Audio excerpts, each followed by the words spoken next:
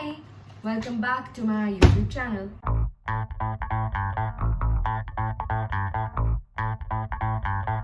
So, as the title suggests, clearly today's video is going to be about revision, where I will be revising, and along with that, I'll be telling you a few things about revision, how to do it in the most efficient manner, or at least the most efficient manner according to me. So yes, let's get right into the video. Okay, so before we get into revision, let us cover some basic aspects. When do you revise and why do you revise? Guys, I know that most of my audience is from the medical field, and so am I. And you need to realize, with the amount of information that we are given, it is so essential to revise it again and again so that it's ingrained in your brain, because you like it or not, there is going to be a bit of mugging up. And the best way to go over a subject again and again and again is to revise it properly. Especially when you have such a fast-paced, vast syllabus and you can't cope up with other things, revision helps you not get stressed right before exams. Now let me tell you when I revise. So for example, a topic was taken for me in the past 1 week and I'm not sure if I got it completely. So my first revision is going to be this particular day or this particular week. Now, probably 2-3 months have passed and you're suddenly like, oh my god, I do not know this thing. And that's when you're supposed to do your second revision. All I'm saying is, make sure that in your study schedule, every day you include at least half an hour to 1 hour of revision of previous topics. You don't really have to plan chapters and chapters of revision unless your exams are really approaching. But each day, even if you plan to revise 2 chapters from 2 different subjects properly in the way that I'm going to show you, then trust me guys, everything's going to become so much more easier for you. So now that we're done with all of this, let me tell you how I revise and how I feel I retain most stuff. So today I was supposed to revise anterior abdominal wall and inguinal canal, because our first block exams still haven't taken place, so I have to keep revising first block and second block, and apparently they've started third block, and so guys, I need to revise. Anyways, so I finished anterior abdominal wall and right now I need to do the inguinal canal, the basics of which I've also finished. And for this video, I will be revising the topic which is just the inguinal canal, its borders and its other external features. So let's get going. Now, the first and foremost thing, I have my book open, but I will not look into it. So this is me revising on a normal day. I've seen that I'm supposed to do this particular topic. So I've seen the heading. Now what I'm going to do is either tell myself, or mostly I'm revising with a friend. So I tell that person or a group of friends what exactly this subject is about. You can skip this part if you don't want to learn about inguinal canal, but I'll just be showing you how I revise. Put it on 2x speed if you want to save your time. So this is me telling you about inguinal canal even before I read the topic. Just anything I remember, alright? So let's get started. Inguinal canal, it's basically a tube-like structure which passes the spermatic cord in males and round ligament in females. So this inguinal canal, its extent is from the deep inguinal ring to the superficial inguinal ring. Deep is formed by fascia transversalis and superficial is the modification of external oblique muscle. And now its thickness or its width is 1 centimeter and it extends for 4 centimeters right above the medial part of the inguinal ligament. And the deep one is 1.2 centimeters above the mid-inguinal point, and the superficial one is near this pubic tubercle, which is formed by 2 crura which attach to the pubic crest, and they're attached together by intercrural fibers. This is the morphology of the inguinal canal. And now let's talk about the boundaries of the inguinal canal. Once I revise this, I'll tell you what I do. So the boundaries of the inguinal canal, anteriorly, you'll have the external oblique muscle. You'll also have the internal one, I think only to the lateral part of it. And that's probably it.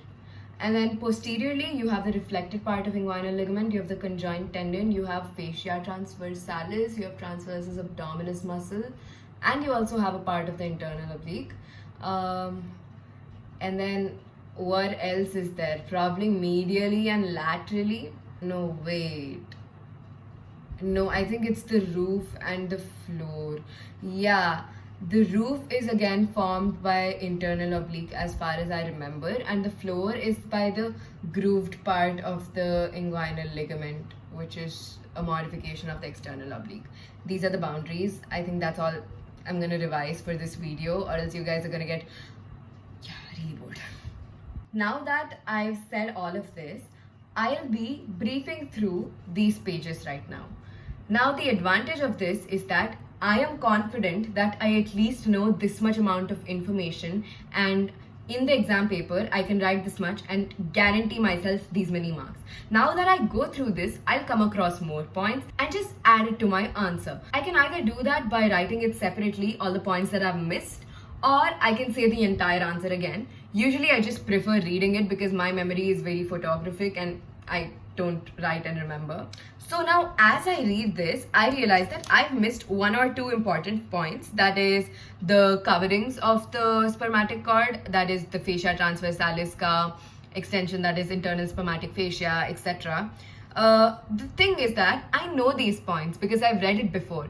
I just don't remember them right now when the question has been asked to me. So now, whenever this question is asked to me, the next time, I will remember writing these points that I've missed. Again, there are a few corrections in the anterior, posterior, roof and floor. I don't think they're corrections, more like the points in the book are more specific as compared to what I told you guys. So now that I've read it, I know it's more specific. I know I can write it in a more specific manner the next time it's asked. Basically, revision improves whatever you retain. It improves the way you can write your answers, and revising this way especially really gives you the confidence that you're gonna remember stuff. And this is just for the theory part. You know that medicine and any kind of field you choose, you might have to draw diagrams, you might have to show illustrations, graphs, etc. So whenever I have to revise that, I do that. I just take a random rough notebook. I'm very messy. Guys, I'm gonna show you my rough notebook. Yes, this. So you do realize that you don't need a lot of papers, neat notes, etc. to revise well. All you need is your older knowledge and your ability to apply it at that moment. Make sure you revise this way so that, first of all, it finishes off your revision pretty fast. Because, you know, when I try reading this just like that, I get really bored. Dude, I get so distracted. I watch 5 reels per sentence. So you understand. So it's better you revise in such a way that it keeps you engaged, keeps you active, makes you not sleep, because reading the same thing again and again really gets you sleepy. I did not realize this in my NEET wala time, but after coming to medical college, looking at the way the syllabus is going, it's very important for you to retain stuff at that day, at that moment. And this was the best revision technique that I came up with. And additionally, if you want to be better at this topic, what you have to do is when you're doing it with a friend, or if you're doing it alone, once you're done with this, ask yourself questions. For example, I can ask myself, why is the conjoined tendon and the reflected part the posterior wall and not the anterior wall? Then I'll go back to the diagram, then I'll refer that, then I will just strengthen my concepts. So if you keep asking yourself questions and answering it, you're gonna be so good both at theory and objective kind of papers. So guys, revise, engage yourself, just don't do passive learning. It really saves time and really saves the effort of reading it again and again. I really hope it helped. I'm not sure if everybody is willing to do this, but whoever is, I'm so proud of you. But yeah, hey, I am proud of everyone, okay? Anyways, that is the end of the video. Thank you so much for watching. Also informing you that my video posting frequency will reduce due to several reasons, which involves MBBS and lots of issues with monetization. So I really hope sometime in the future I can post normally again, probably 5 years down the lane. But yeah, I will still keep engaged with you guys probably once a month. Thank you so much for watching my videos. I love the love and support you give me. Thank you. Bye.